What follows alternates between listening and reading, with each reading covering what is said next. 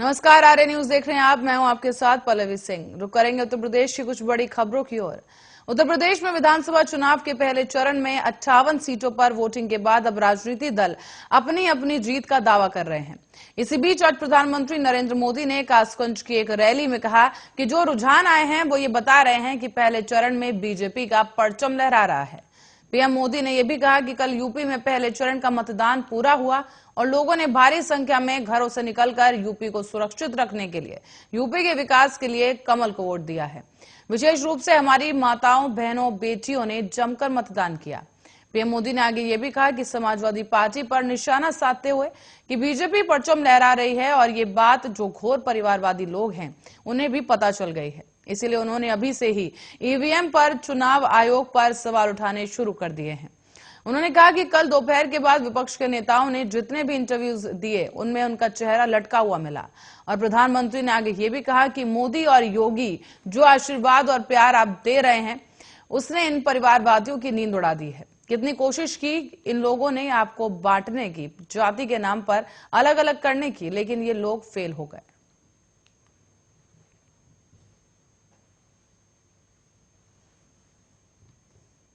और उत्तर प्रदेश में विधानसभा चुनाव के पहले दौर का मतदान खत्म होने के बाद पार्टियां दूसरे चरण की तैयारियों में जुट चुकी हैं। यूपी के सीएम योगी आदित्यनाथ ने शुक्रवार को बदायूं जिले की बिसौली विधानसभा में वजीरगंज में जनसभा को संबोधित किया, जहां उन्होंने कहा कि हमारी डबल इंजन की सरकार दूसरी सरकारों से दोगुनी रफ्तार से काम करती है। कोविड-19 के दौरान कहा थी ये भाई बहन की जोड़ी, क्या आप सबके बीच बहन जी मौजूद थी? प्रदेश की जनता के लिए सिर्फ बीजेपी ने ही काम किया है। पूर्ववर्ती सरकारों पर हमला बोलते हुए सीएम योगी आदित्यनाथ ने कहा कि पिछली सरकारों में 18,000 गरीब अपने घर से महरूम हो गए थे। बीजेपी की सरकार में 43,50,000 गरीबों को घर मिला है। अकेले बदायूं जिले में 30,000 लोगों को अपना घर मिला। सीएम योगी ने कहा कि समाजवादी पार्टी किसान और महिला विरोधी ही नहीं बल्कि युवा विरोधी भी हो गई है। हमारी सरकार 1 करोड़ युवाओं को स्मार्टफोन और टैबलेट वितरित कर रही है।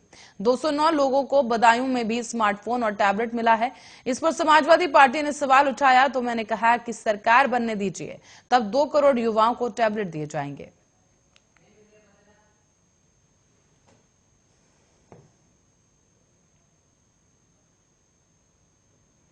और समाजवादी पार्टी के अध्यक्ष और पूर्व सीएम अखिलेश यादव आज बीजेपी पर जमकर बरसे। उन्होंने रामपुर के बिलासपुर में एक जनसभा की और इस सभा को संबोधित करते हुए उन्होंने कहा कि बीजेपी सिर्फ झूठ बोलती है।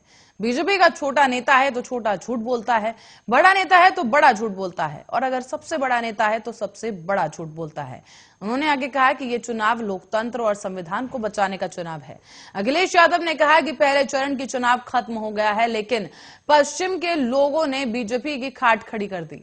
बाकी चरणों में बीजेपी का पूरा सफाया ही हो जाएगा। इसी दौरान उन्होंने सपा के वरिष्ठ नेता आजम खान का जिक्र करते हुए कहा कि उनके खिलाफ झूठे मुकदमे दर्ज किए गए और उन्हें जेल भेज दिया गया है।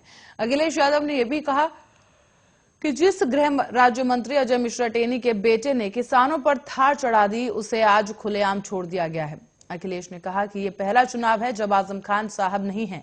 सोचिए कि उन पर कैसे मुकदमे लगे हैं। उन पर बकरी चोरी का, भैंस चोरी का, किताब चोरी का मुकदमा लगा है।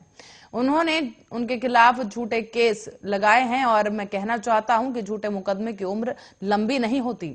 सही है कि परेशानी में है, उन्हें परेशानी उठानी पड़ रही है। अब्दुल्ला को भी उठानी पड़ी और बीजेपी उन्हें परेशान कर रही है। हम कोर्ट पर भरोसा करते हैं, सभी झूठे मुकदमे हटाए जाएंगे।